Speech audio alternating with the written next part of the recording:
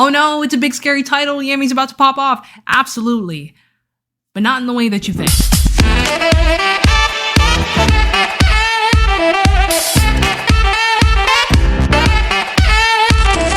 Greetings and salutations. Today we're going to be talking about Mickey 17, which is an adaptation of Mickey 7 by Edward Ashton, now in the hands of Bong Joon-ho, who's no stranger to dystopian sci-fi, and starring Robert Pattinson squared. Set in a dystopian future, Mickey Barnes applies to be an expendable, which is the equivalent of a disposable government lackey who travels with them to colonize planets and endures perilous dangers. Things like extreme climate on the planet of Niflheim, or creepers that are inhabiting the world. Not these creepers, these ones. Skipping the terms and conditions, Mickey's job is simply to be sent into deadly situations and die for the advancement of the colony. But thanks to the advancement of technology and a fancy 3D printer, he's able to be resurrected each time. So imagine watching this video and subscribing. Wherever you may be, bedroom, bathroom, living room, whatever, a dark abyss suddenly opens up in the middle of the floor. Your first thought is probably, I need to get out of here. Your curiosity, though, is this guy. In the words of Edward Ashton, he is the worst kind of immortal. He is by no means any kind of invincible. He is just as vulnerable as anyone else that's on the ship that he's traveling with, and depending on the oversight of the printing, he comes out different every time. Except one day, he doesn't die as expected. He ends up returning to the base and suddenly there's a new Mickey sleeping in his bed. Without getting into specifics, since this is a non-spoiler review, I know, a first, Mickey 17 deals with the implications of having multiples, mixed in with shenanigans and what it means to truly die. And to be blunt about this movie, this is not your highbrow, let's deconstruct the nature of humanity sci-fi film that we've seen for the billionth time. This movie is more WALL-E, but for adults. Or you could even say it's in the realm of quirky sci-fi, which falls with everything everywhere all at once, which I think makes perfect sense to some people. And I think that's a good place to start. It's just a fun little quirky sci-fi. It's not hurting anyone. And obviously, when compared to movies like Dune is gonna win across the board when you put these two movies side by side. It has rich themes, it has extreme world building, it has a high intense narrative that you're gonna be continued to be interested for the next 7 movies it decides to put out. But to counter that point, I wouldn't say Mickey suffers as badly as Dune when it comes to condensing its plot and themes to make it a cohesive movie throughout. In my opinion, this is a hot take, hot button.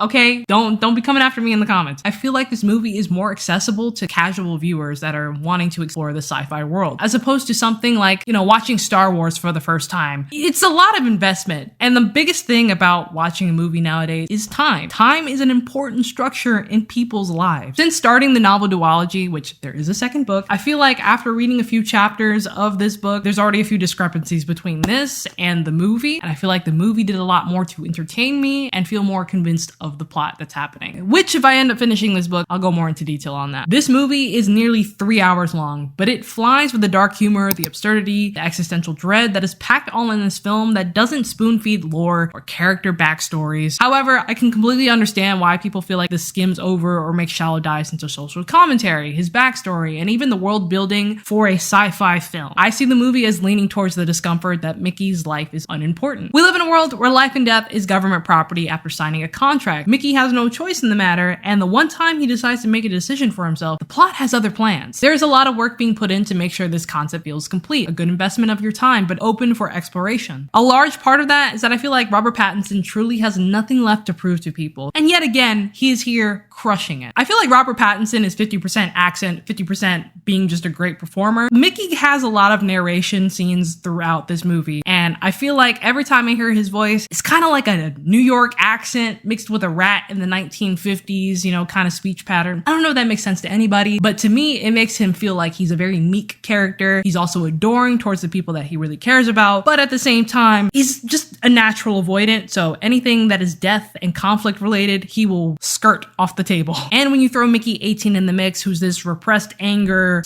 / aggressive counterpart, it creates an interesting dynamic between him and Mickey 17. Here you have the same person with two completely different outlooks on the situation that they're in, and it creates a lot of interesting stakes in the movie, as well as the theoreticals that they play in. This movie will also subvert a lot of your expectations of how certain scenarios will play out. Nasha, Mickey's girlfriend, who probably wins Girlfriend of the Year through her sleep. She's tough, she's nurturing, and she never accepts Mickey's role within the colony as just a toy that never breaks. Nasha's just a cast iron legend when you have friends like Marshall and Timu. I mean, who needs enemies when you have him? Played by Steven Yeun, who's just good at what he does. I'm never not happy seeing him in a film or a TV show. I mean, at this point, this man is making bank this year. When I hear his voice, I just picture Invincible, but a butt munch, which you could argue that it's not all that different. Just the reason why is a little less reasonable. And if you're not a fan of Mark Ruffalo, good news, you're not gonna like him here.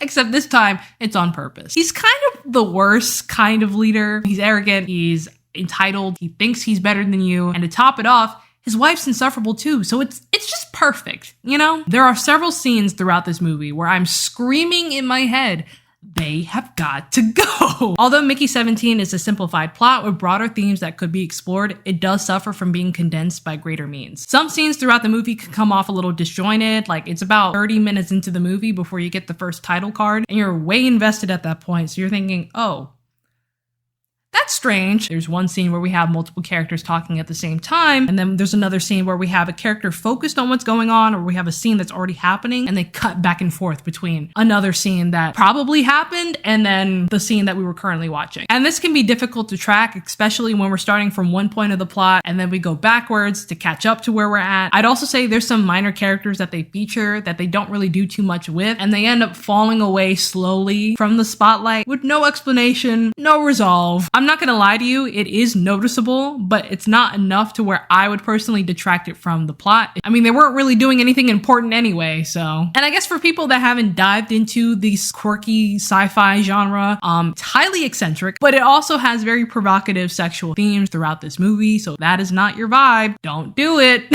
But overall, my biggest caution goes to my sci-fi snobs. If you've seen Interstellar or Blade Runner or are used to a certain level of depth within sci-fi, you might scoff at this. You could probably skip this. But if you enjoy weird or emotionally resonant sci-fi or just overall having a grand old time, you might want to try this. Give it a chance. Experience it for yourself. I will always encourage you guys having your own experiences. Therefore, Mickey 17 is worthy of a bite. It's highly enjoyable, and I'd probably order it twice if I could. But what do you guys think? Is Mickey 17 a must-watch, or are you skipping it? Have you already seen it? Let me know in the comments down below, along with your theories and inquiries. If you enjoyed this video, be sure to like, and if you want to see more, be sure to subscribe, because fun stuff happens here sometimes. But anyway, I hope you guys have a lovely day, and I'll see you guys on the flip side.